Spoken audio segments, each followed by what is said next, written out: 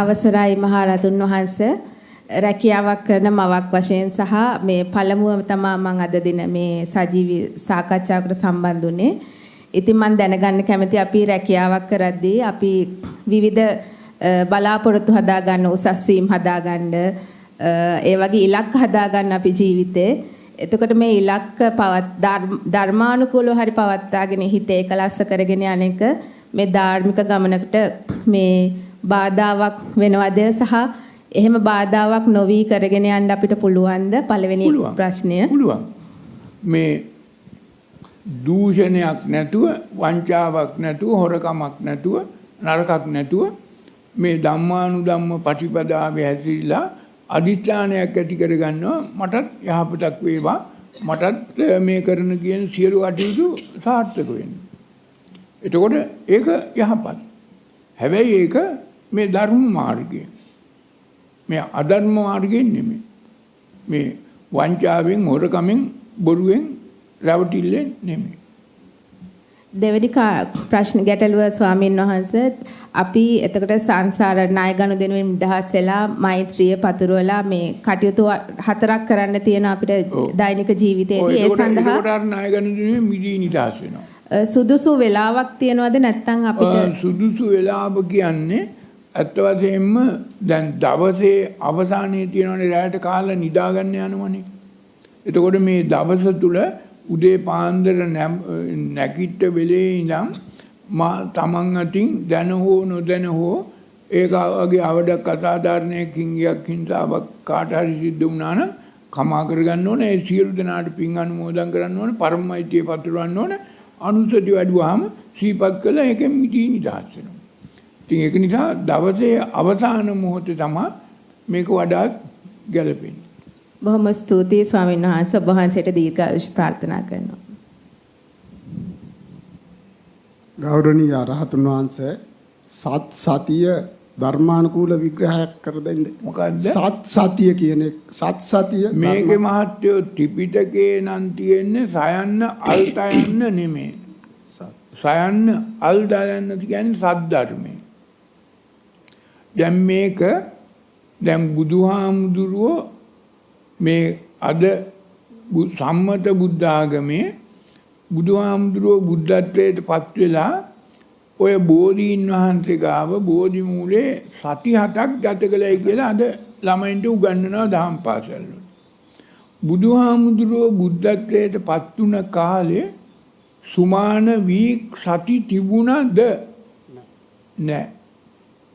මොනවද තිබුණේ? මොනවද තිබුණේ එදා භාවිතා කළ ක්‍රමය මොනවද? පොය ක්‍රමය අනුව දවස් පොයකම මේ අමාවක අටවක තුදුස්වක 12වක 15වක කොහොම තියෙන්නේ? එතකොට අර චන්ද්‍රයාගේ ගමන අනුව චන්ද්‍රය ආරම්භ කරපු දවස් මාස පොයේ ඉඳන් දවස් 15ක් පුර දවස් 15ක් අව ඒ කාලේ බුදුහාමුදුරුවෝ බුද්ධත්වයට පත් වූ කාලේ තිබ්බේ මේ චන්ද්‍ර මාස බුද්ධ වර්ෂ. මේ කියන අද මේ අපි සම්මතයෙන් භාවිතා කරන මේ සඳුදා අඟහරුවාදා බදාදා බ්‍රහස්පතින්දා සිකුරාදා සෙන්සුරාදා එදා තිබුණේ නැහැ. තේරුණාද? ඒවා මේ පස්සේ හදාගත්ත ඒවා. ඒ කාලේ තිබ්බේ මොකද්ද? අමාවක ඉඳන් අර දවස් 15. අනිත් පැත්තේ දවස් 15. ඒක ස්වාභාවිකයි මේ චන්ද්‍රයාගේ ගමන අනුව තමයි ඒක තිබුණේ. ඊට පස්සේ මේ බුදුහාමුදුරන් කාලේ එහෙමයි තිබුණේ. සති තිබුණේ නැහැ. සුමාන තිබුණේ නැහැ. වීක් තිබුණේ නැහැ. මේ සුමාන සතිය ඇහිලා තියෙන්නේ ක්‍රිස්තු වර්ෂත් මුල කාලේ තිබුණේ. 1315 දී තමයි මේ සතියක් හරියට ඉතිහාසයේ ගත වෙලා තියෙන්නේ. ක්‍රිස්තු වර්ෂයේ 1315 තමයි සති දින 7ක සතියක් නීත්‍යානුකූලව ඇවිල්ලා තියෙන්නේ. ඊට පෙර තිබිලා නැහැ. ඊට පෙරත් මිනිස්සු මේ උදේ ආයත එළි වෙනවා හවස රැ වෙනවා එහෙම දවස් තිබුණා. ඒවා පාවිච්චා කළේ ওই විදිහට අර බුදුහාමුදුරන්ගේ කාලේ ඒ විදිහට. ඊට පස්සේ තව ටිකක් වෙනස් වෙනකොට මේ හිරුගේ ගමන අනුව සක වර්ෂ පටන් ගත්තා. තේරුණාද? මුලින්ම චන්ද්‍ර මාස බුද්ධ වර්ෂය ඊට පස්සේ සක වර්ෂ. ওই මේෂ රාශියෙන් මිථුන රාශියට ගිහිල්ලා මේ රාශි 12න් වෙනස් වෙන්නේ. අන්න ඒක ආවා. ඒකටත් පස්සේ තමයි ওই රාජ්‍ය වර්ෂ කිට්ටු වර්ෂ ආවේ. ඉතින් ඒක නිසා බුදුහාමුදුරුවන්ගේ කාලේ කිසිසේත්ම සුමානයක් සතියක් දවස් 7ක් ගැන කතාවක් නැහැ. බුදුහාමුදුරුවෝ මේ බෝධීන් වහන්සේ ගාව දින 24ක් ගත කළයි කියලා මහා මග්ගපාළියේ තියෙනවා. මේ දින 24 ගත කළේ බුදුහාමුදුරුවෝ මේ යම් ධර්මයක් අවබෝධ කරගත්තා. මේ අවබෝධ කරගත්ත ධර්මය සද්ධර්මය. තේරුණාද? මේ සද්ධර්මය අනුලෝම ප්‍රතිලෝම වශයෙන් සකස් කරලා හේතුඵල ධර්මයට ණය විනයට බහගලපා තව කෙනෙකුට දේශනා කරන්න පුළුවන් විදියට සකස් කර ගැනීම සත්‍සති. සති කියුවේ ඒක. එතකොට සද්ධර්මය හේතුඵල ධර්මයට අනුව සකස් කරගන්න ගිය කාලය සයන්න අල්දයන්න සයන්න තියන්න සත්‍සති. මේක මේ 1902 ඉඳලා 4 5 දක්වා මේ ලංකාවේ හිටිය කවුරු හරි හාමුදුරුවෝ තමයි ඔය පඨමම් බෝධි පල්ලංකම් ဒုတိ යන් මේ විදිහට සතිය මෙහෙම සතියටකට මාරු කරලා මේ ළමයින්ට බොරු උගන්වන්නේ. බොරු හැදුවේ. එහෙම එකක් බුදුහාමුදුරුවෝ කළේ නෑ. බුදුහාමුදුරුවෝ බුද්ධත්වයට පත් වෙලා මේ පටිච්ච සමුප්පාද ධර්මය මේ හේතුඵල ධර්මයේ අනුසති තේරුම් ගත්ත අවබෝධ කරගත්තා. ඒ තේරුම් ගත්ත අවබෝධ කරගත්ත පටිච්ච සමුප්පාද ධර්මයත් අනුසති තව කෙනෙකුට දේශනා කරන්න පුළුවන් විදිහට සකස් කරගන්න ගිය කාලය සයන්න අල්දයන්න සයන්න තියන සත්‍සති කිව්වා. දින 24යි. ඒක තමයි සත්‍සති. පස්සේ කාලෙක මේක සයන්න අල්දයන්න මෙලත් කරගෙන සයන්න අල්දයන්න දාගත්තා. ඒ වගේම බුද්ධ දේශනාවේ තියෙනවා යම් කිසි කෙනෙක් බුදුහාමුදුරුවෝ මහාන කළා නම් සත්වස්සානි සයන්න ධර්මයේ මේ දහම් මැස පාදාගත්ත වසර සත්වස්සානි මේකත් සයන්න අල්තයන්න කළා පස්සේ ඒකින්ද අවුරුදු 7න් දරුවෝ මහාන කරා. බුදුහාමුදුරුවන්ගේ කාලේ 3 දෙනෙක්ව පමණයි අවුරුදු 17ට අඩුවෙන් මහාන කරගෙන තියෙන්නේ. කවුද? රාහුල කුමාරයයි කුමාර කස්සප අර මේ නිනාන්ත කෙනෙකුට හම්බුන දරුවෙකුයි තවත් එක දරුවෙක් ඔය හරි අනාථ වෙලා මහාන කරගත්තා. වෙන කිසිම කෙනෙක් මහාන කරගන්නේ නැහැ අවුරුදු 14 මේ සත්වස්සානි වලට අඩුවෙන්. අද ඔය අවුරුදු 7න් මහාන කරගන්න එක සම්පූර්ණ වැරදි. මේ ශාසනයේ අනාසනේ නිසින්නම් අගෝචරේ තරන්න පාපකේ මිත්‍යේ බජන්නන් වෙලා තියෙන එක නිසා.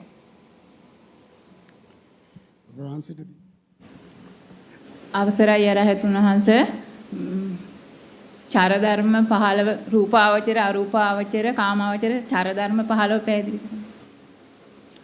ඔව් දැන් පංචස්කන්ධයක් තියෙනවනේ. මේ පංචස්කන්ධය තමයි අපි උපාදානය කරගන්නේ. මේ පංචස්කන්ධය අපි දැන් රූපගතං වේදනාගතං සංඥාගතං සංකාරගතං විඥානගතං කියනවා. අපි ගන්නවා.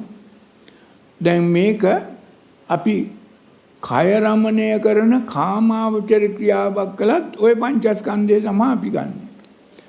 මේ මන රමණය කරන රූපාවචර ක්‍රියාවක් කළත් ඔය පංචස්කන්ධය තමයි ගන්නෙ. ඒ වගේම මන රමණය කරන අරූපාවචර ධර්මයක් ගත්තත් ඔය පංචස්කන්ධය. එතකොට පංචස්කන්ධේ පහක් තියෙනවා. කාමාවචර 5යි රූපාවචර 5යි අරූපාවචර 5යි 15යි. 15 චර ධර්ම 15 චර ධර්මම නම් කරන්න නැති කරන්න ඕන. මගපල් ලබන්න නිවන් දකින්න. එතකොට අපි මේ 15 චර ධර්ම වලින්ම මිදී නිදහස් වෙනවා කියන චේතනාව ඇතිව තමයි ගච්ඡාමි චරණං බුද්ධං ගච්ඡාමි චරණං ධම්මං ගච්ඡාමි චරණං සංඝං. මේ තිසරණ සරණ යන්නේ මේ චර ධර්ම වලින් මිදී නිදහස් වන්නට අපි කටයුතු කරනවා කියන අදිස්ථානයක් ඒකාග්‍රතාවයක් ඇති. දැන් අද වෙනකොට මේ බුදු සරණයි ධම් සරණයි සංඝ සරණයි කිය යනවා. ඔය චර ධර්ම වලින් මිදී නිදහස් වෙන්න ක්‍රමයක් නැහැ. ඒකයි ආගම කියන්නේ. අද මේ ඉල්ලන්නේ මට බුදු සරණ ලැබේවා, ධම් සරණ ලැබේවා, සංඝ සරණ ලැබේවා කිය ඉල්ලන්නේ. මෙතන බුද්ධ දේශනාවේ තියෙන්නේ මේවා මේ චරණං ධර්ම, චරණ ධර්ම. ගච්ඡාමි චරණං බුද්ධං, ගච්ඡාමි චරණං ධම්මං. මේ හේතුඵල ධහමට ණය විනයට බහගල්පා බලා මේ කාමාවචර, රූපාවචර, අරූපාවචර වලින් භව උදුරා දාන්න කටයුතු කරනවා. හේතුඵල ධහමට බහගල්පා බලා ධර්මයේ හැසිරෙනවා. සංසාර සම්බන්ධයෙන් බිඳ ගසා බිඳ ගම චර ගච්ඡාමි චරණං සංඝං. අන්න ප්‍රතිඵලය. ඔබ වහන්සේට දීර්ඝායුෂ ප්‍රාර්ථනා.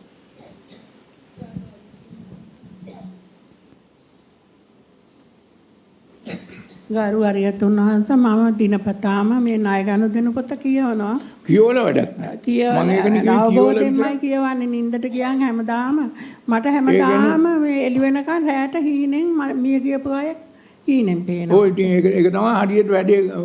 දැන් ඔය පොත කියවල පාඩම් කරගත්තට වැඩක් නැහැ. දැන් ඔබ කොයි වෙලාවෙ හරි ඒ සියලු මිය පරලෝකීය අයට ඔය පොත කියවල පැත්තකින් තියලා ඒ මිය පරලෝකීය අයගෙන් සියලු අයගෙන් කමා කරගෙන කැපකොට පින් අනුමෝදන් කරලා පරමයිත්‍ය පතුරල නිදාගන්න. එතකොට ඔය මොන හීනයක්වත් දකින්න ලැබෙන එකක් නෑ. ඔය වැරදි විදිහට කළාම තමයි ඔය සියලු දේ පේන්නේ, දකින්නේ, වැරදි දේ සිද්ධ වෙන්නේ. ගරු අරියතුන් වහන්සේට කායික නිරෝගී භාවය ලැබේවා.